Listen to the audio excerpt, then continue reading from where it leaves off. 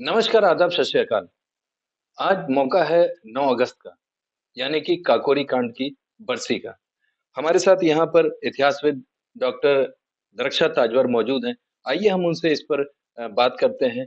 क्या कुछ हुआ था उस दिन काकोरी में, जिसको लेकर के एक आज़ादी की अलख चली और कहीं न कहीं वो गोरखपुर से भी वो जुड़ी हुई है वो घटना। आपका बहुत-बहुत स्वागत है। 9 अगस्त को काकोरी कांड हुआ और कहीं न कहीं इस कांड के जो लोग इन्वॉल्व थे, जिन्होंने आज़ादी की अलख जगाई, वो कहीं न कहीं गोरखपुर से भी जुड़े हुए थे। क्या कुछ कहना चाहेंगे? क्या हुआ था उस दिन? 9 अगस्त को काकोरी में एक घटना हुई थी। वो काकोरी में ट्रेन का से सरकारी खजाना लूटा था और राम प्रसाद बिस्मिल, अशफाक उल्लाह खान और उनके साथियों ने। राम प्रसाद बिस्मिल, अशफाक उल्लाह खान दोनों दोस्त थे, दोनों साथ पढ़ते थे। जब असहयोग आंदोलन शुरू हुआ तो इन लोगों ने असहयोग आंदोलन के दौरान पढ़ाई को छोड़ के और असहयोग आंदोलन में देश के विभिन्न हिस्सों में दौरा करके लोगों को आज़ादी के लिए तैयार करना शुरू किया। लेकिन उसी बीच में चौरी चौरा जो गोरखपुर के निकट है, वहाँ एक घटना हो गई और वहाँ उग्र भीड़ ने थाने को आग लगा दी और कुछ लोगों की उसमें मौत हो गई। गांधी जी ने जब इस वाक़ये को सुना तो उन्होंने असहयोग आंदोलन को रोक दिया। अब जिन लोगों में जोश भरा था, जो देश की आज़ादी के लिए मर मिटना चाहते थे, उनको ये बात बुरी लगी और जिनको कहा गया गरम दल और नरम दल। हाँ, नहीं गरम दल तो नहीं, क्रांतिकारी कहें आप हाँ, वो। क्रांतिकारी के। तो क्रांतिकारी जो थे उन्होंने कहा कि हम जो है अब हम रुकेंगे नहीं। हमारे देश में अंग्रेज़ों से मुक्ति पाने की जो भावना पनप रही है, अगर ये आंदोलन रुक गया तो ये भावना भी मिट जाएगी और उसमें से कुछ लोग अलग हो गए और उन लोगों ने ये योजना बनाई कि हम अपनी जान देकर भी इस देश को आज़ाद कराएँगे। अब छुप के गतिविधियाँ करनी थी, अंग्रेज़ों को परेशान करना था तो उसके लिए पैसों की व्यवस्था करनी थी। अब पैसों की व्यवस्था करने के लिए इन लोगों ने तय किया कि काकोरी में जो ट्रेन से खजाना जा रहा है उसको लूटा जाए। उसके बाद इन लोगों ने काकोरी में आलमबाग के निकट जाकर इन्होंने ट्रेन से में चढ़े और उन्होंने कहा कि मेरा मकसद यात्रियों को कोई नुकसान नहीं पहुँचा है। हम अंग्रेज़ी शासन से मुक्ति पाना चाहते हैं और उसके लिए मुझे धन की आवश्यकता है और हम लोग खजाना लूटना चाहते हैं। ये लोग इन लोगों ने खजाना लूटा और फिर ये ट्रेन रोक के उतर गए। उतरने के बाद बिस्मिल ने और इन लोगों ने एक धोबी का कपड़ा था उसमें कपड़ा बाँधा और एक चादर वहाँ पर छूट गई और खजाना ये लोग निकल गए। धोबी के कपड़े के निशान ने इन लोगों तक पहुँचना सरकार के लिए आसान बना दिया और ये लोग छुपते-छुपाते रहे। आखिर में सभी साथी धीरे-धीरे करके गिरफ्तार हुए। चंद्रशेखर आज़ाद को तो नहीं गिरफ्तार कर सके, लेकिन बिस्मिल और अशफाक गिरफ्तार हुए। इन लोगों पे मुकदमा चला और एक ही दिन दोनों को फांसी हुई। एक की गोरखपुर के अंदर। एक की गोरखपुर जेल में 19 दिसंबर 1927 को हुई और एक की फैज़ाबाद में, अशफाकुल्लाह खां की फैज़ाबाद में। लेकिन एक जज़्बा और एक जो जोश देश के लिए देशभक्ति की भावना थी, दोनों में एक तरह की थी। दोनों ही का कहना था कि अगर अगर वो बिस्मिल कहते थे कि अगर ज़िंदा रहा कुछ दिन तो दुनिया को दिखा दूँगा, किसे हुब्बे वतन कहते हैं, दुनिया को बता दूँगा। तो उन्होंने दुनिया को बता दिया कि मोहब्बत देश से क्या होती है या अशफाक कहते थे कि उम, कुछ आरज़ू नहीं है आरज़ू तो ये है, रख दे कोई ज़रा-सी ख़ाके वतन कफ़न में। तो इन लोगों में जो मोहब्बत थी देश के लिए वो एक समान थी।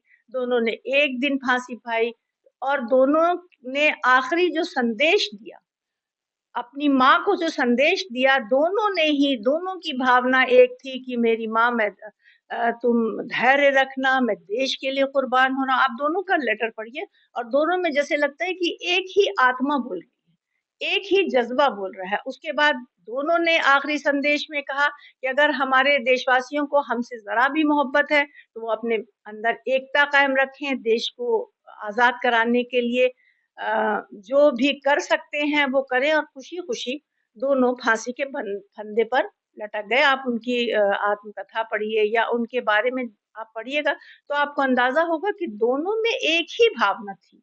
देशभक्ति की भावना थी, देश को आज़ाद कराने की प्रबल इच्छा थी और देश के लिए कुर्बान होने की जो भावना थी, वो उस वक़्त के तमाम नौजवानों में थी, लेकिन कुछ के नाम हम जान सके और कुछ के हम नहीं जान सके। तो यही भावना शायद हमारे अंदर है कि नहीं है, इस पे ज़्यादा कहने की ज़रूरत नहीं है। हमें यही भावना अपने अंदर पैदा करने की ज़रूरत है। आज के परिप्रेक्ष्य में एक सवाल बहुत प्रासंगिक है। वो सवाल ये है कि जिस तरह से आज का मुआशरा है, जिस तरह से आज की परिस्थिति देश के अंदर हो गई है, हुँ, हुँ। कम्युनल राइट्स हो रहे हैं, कम्युनल बातें हो रही हैं उसको लेकर कर के। ये जो यहाँ पर देखने को मिला कि एक तरफ अशफाक उल्लाह खां हैं, एक तरफ बिस्मिल हैं हुँ, और दोनों ने एक ही मकसद के लिए एक गोल पर काम किया और एक साथ काम कर के इतना बड़ा चीज़ को अंजाम दे दिया देश के लिए जी। और देश पे कुर्बान हो गए। कहीं न कहीं ये गंगा-जमनी तहज़ीब को दिखाता है। जी, बिल्कुल दिखाता है और आप उनकी शायरी पढ़िए, उनके उनकी जीवनी पढ़िए, तो दोनों में शुरू-शुरू में जब अशफाक ने ये ख्वाहिश ज़ाहिर की कि राम प्रसाद बिस्मिल से कि मैं भी देश के लिए कुछ करना चाहता हूँ, तो बिस्मिल पहले हिचकिचाए।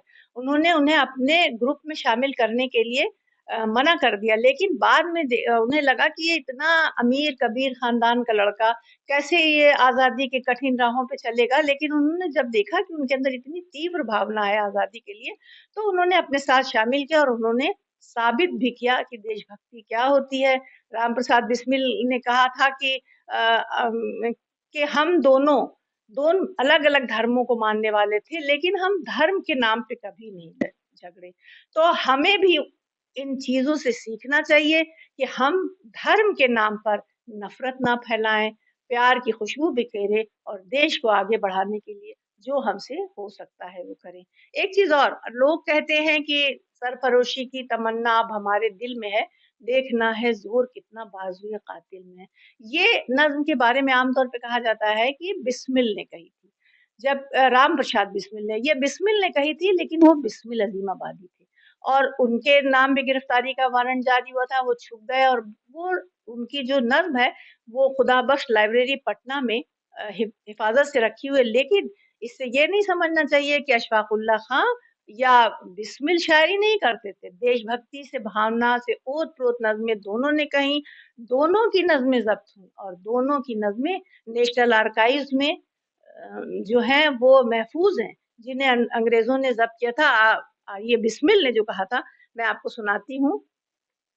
ये नज़्म जो थी ये एक पर्चा था इन्कलाब ज़िंदाबाद की लहर उर्फ़ आज़ादी का फूल और ये प्रतिबंधित साहित्य जो है नेशनल आर्काइव में इसका नंबर है 2609।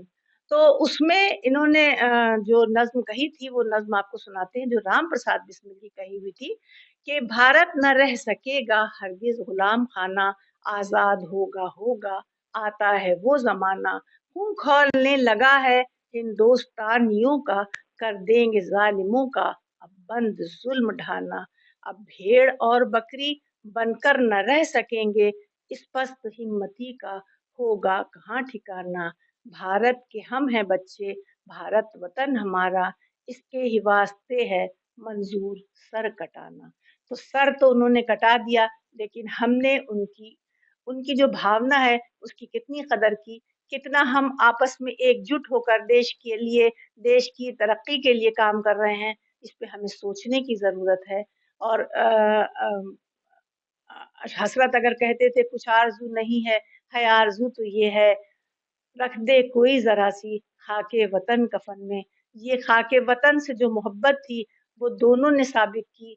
एक ही दिन देश पर कुर्बान हुए, एक ही जज़्बे के साथ कुर्बान हुए, एक ही संदेश के साथ कुर्बान हुए कि हम अपने देश को आज़ादी की राह पर ले जाना चाहते हैं, हम देश को आज़ाद कराना चाहते हैं, तो हमें एकता का पाठ अपने देशवासियों को पढ़ाना होगा और आज भी ये उनका पैगाम हमारे लिए प्रासंगिक है और हमें इस पर विचार करने की ज़रूरत है। चलिए, तो ये सदियों से चला आ रहा है हिंदू-मुस्लिम एकज़हती का नारा बड़े बड़े पुराने वक़्त से चला आ रहा है और अभी ये ताज़ा-ताज़ा 1857 के बाद जो आज़ादी की लहर चली, जिसके अंदर बिस्मिल और अशफ़ाक़ उल्लाह खां को एक ही दिन फांसी दी गई। एक ही कांड इन्होंने एक साथ किया, एक साथ बैठ कर के इन्होंने पूरी प्लानिंग की, प्लानिंग करने के बाद काकोरी कांड को अंजाम पे दिया और उसके बाद जैसा कि आपने बताया कि एक छोटी-सी चूक हुई और उस चूक के बाद ये लोग गिरफ्तार होते हैं और एक ही दिन दोनों को फांसी दी जाती है। एक को गोरखपुर की जेल में, दूसरे को फैज़ाबाद की जेल में फांसी दी जाती है। मरते-मरते, कटते-कटते, देश के ऊपर निछावर होते-होते वो एक ज़रूर ये संदेश दे कर के गए कि एक भारत, श्रेष्ठ भारत के लिए जान भी कुर्बान है। वहाँ पर ना जाति कुछ होती है, ना धर्म कुछ होती है। उसके ऊपर देश होता है और उसके लिए सब कुछ कुर्बान है।